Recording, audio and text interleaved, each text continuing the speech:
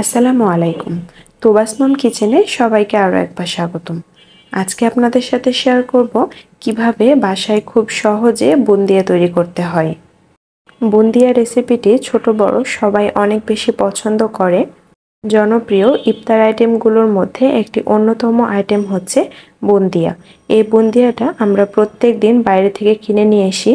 তো এটা বাইরে থেকে কিনে না নিয়ে এসে বাসায় কিভাবে খুব সহজে তৈরি করা যায় সেটাই আজকে আপনাদের সাথে শেয়ার করব। না টেনে পুরো ভিডিওটা দেখুন, আশা করছি আপনাদের কাছে ভালো লাগবে। বুন্দিয়া তৈরির জন্য প্রথমে আমি 1 কাপ বেসন একটি চালনি দিয়ে চেলে নেব।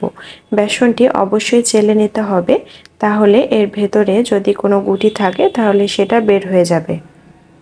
বুন্দিয়া তৈরির জন্য এই বেসনটি আপনারা দোকান থেকে কিনে নিতে পারেন বা বাসায় তৈরি করে নিতে পারেন। দেখুন বেসনটি আমি চেলে নিয়েছি। এখন আমি এই বেসনটি গুলানোর জন্য 1 কাপ পানি নিয়েছি। একেবারে বেশি পানি দিব না, অল্প অল্প করে পানি দিয়ে আমি এই বেসনটা খুব ভালোভাবে ফেটিয়ে নেব। আর এই বেসনটা গোলানোর জন্য অবশ্যই নর্মাল পানি লাগবে। বেসনটা গোলানোর পর আমি আপনাদের দেখাচ্ছি এখানে কতটুকু পানি লাগবে। ভালোভাবে বুন্দিয়া তৈরির জন্য এই বেসনটা পারফেক্টভাবে তৈরি করা অবশ্যই জরুরি। তার জন্য এই বেসনের গোলাটা খুব ভালোভাবে পারফেক্টভাবে তৈরি করে নিতে হবে। আমার এই ব্যাটারটা তৈরি হয়ে গেছে। এখন আমি এটাকে ঢেকে রেখে দেব 10 মিনিটের জন্য। আর দেখুন এখানে আমি 1 কাপ পানি নিয়েছিলাম, তার থেকে এটুকু পানি রয়ে গেছে। আপনারা এটা ফেটানোর সময় একটু কম বেশি পানি লাগতে পারে। 10 মিনিট পর এই ব্যাটারটা আমি আবার খুব ভালোভাবে ফেটিয়ে নিব। দেখুন এর কনসিস্টেন্সিটা এমন রাখতে হবে। আর এই সময় আমি 1 টেবিল চামচ সয়াবিন তেল খুব ভালোভাবে গরম করে এর মধ্যে দিয়ে দিব। এই তেলটা অবশ্যই গরম করে দিবেন।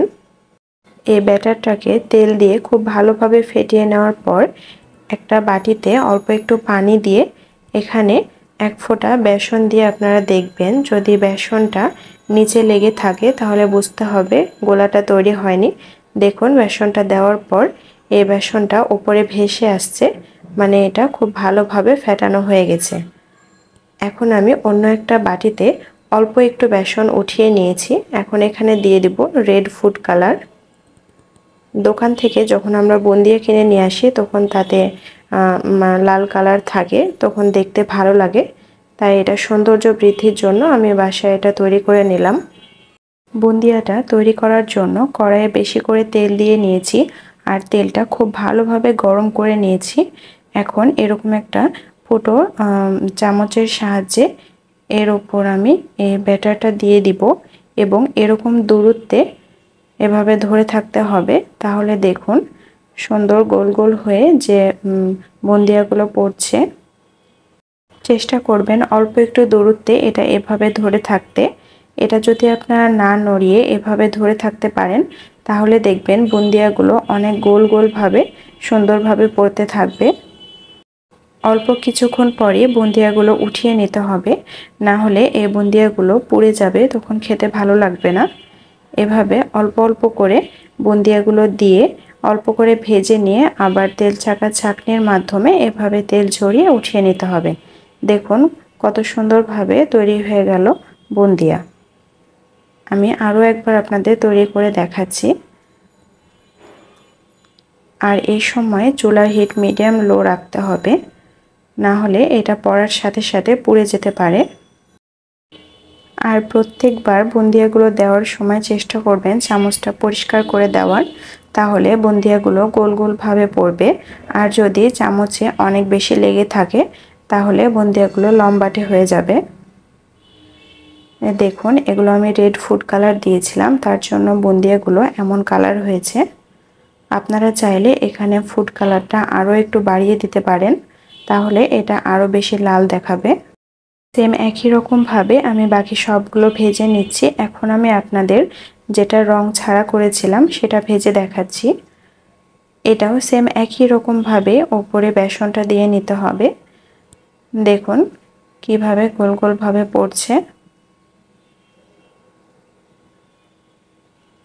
আপনারা যদি চামচটা স্থিরভাবে ধরে থাকেন তাহলে বুন্দিয়াটা অনেক বেশি গোলভাবে তৈরি হবে, আর যদি চামচটা নড়ান তাহলে এই বুন্দিয়াটা একটু লম্বাটে সাইজ হবে। আপনারা আপনাদের পছন্দ মতো করে নেবেন। এখন আমি এগুলোকে আরেকটু নেড়ে উঠিয়ে নিব। বুন্দিয়াগুলো ভাজা হয়ে গেছে, এখন আমি এগুলো উঠিয়ে নিব। এভাবে আমি বাকি সম্পূর্ণ বেসনগুলো বুন্দিয়া ভেজে নিব।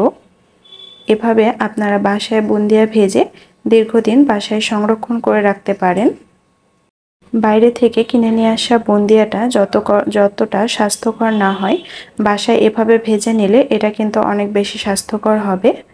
এই যে দেখুন, আমি ফুড কালার দিয়ে এবং ফুড কালার ছাড়া দুই রকমভাবে 1 কাপ বেসন দিয়ে এতগুলো বুন্দিয়া ভেজে নিয়েছি। আমি এখানে মাত্র 1 কাপ বেসন দিয়ে বুন্দিয়া তৈরি করেছি, তাতে আমার অনেকগুলো বুন্দিয়া হয়েছে। এখন আমি এই বুন্দিয়াটা কিভাবে রান্না করতে হয় সেটা আপনাদের দেখাচ্ছি। তার জন্য আমি এখানে দিয়ে দিলাম 1/2 কাপ চিনি আর 1 কাপ পানি। দিয়ে দিলাম স্মেলের জন্য তেজপাতা আর মুখ ফাটানো 2টা এলাচ। এখন আমি এই চিনি পানিটা গলিয়ে নিয়ে যখন এটা ফুটে আসবে তখন এই বুন্দিয়াগুলো দিয়ে দিব। চিনি পানির এই সেরাটা বেশি গাঢ় করা যাবে না, ফুটিয়ে বেশি গাঢ় করে নিলে তখন বুন্দিয়াটা সহজে ভিজতে চাইবে না, বুন্দিয়ার ভেতর ঢুকবে না। তার জন্য এটা ফুটে আসলেই বুন্দিয়াগুলো দিয়ে চুলাটা অফ করে রেখে দিতে হবে।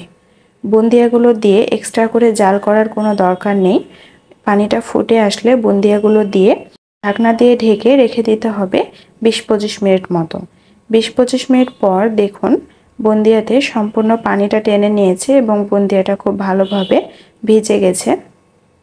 দেখুন কত সহজে তৈরি হয়ে গেল 1 কাপ বেসন দিয়ে বুন্দিয়া এবং দোকানের মতো বুন্দিয়া রান্না।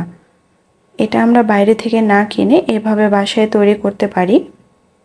আমার বুন্দিয়া রান্নাটা কমপ্লিট হয়ে গেছে, এখন আমি এটা আপনাদের পরিবেশন করে দেখাচ্ছি। দেখুন এটা দেখতে কতটা লোভনীয় হয়েছে। এটা দেখে একদমই মনে হচ্ছে না যে এটা বাসায় তৈরি করা হয়েছে, দেখে দোকানের মতোই লাগছে। আপনারা এভাবে একদিন বেসন দিয়ে বুন্দিয়া ভেজে নিয়ে প্রত্যেক দিন এভাবে রান্না করে খেতে পারেন। আশা করছি আজকের রেসিপিটা আপনাদের কাছে ভালো লেগেছে। তো আজকের মতো এখানেই শেষ করছি। আল্লাহ হাফেজ।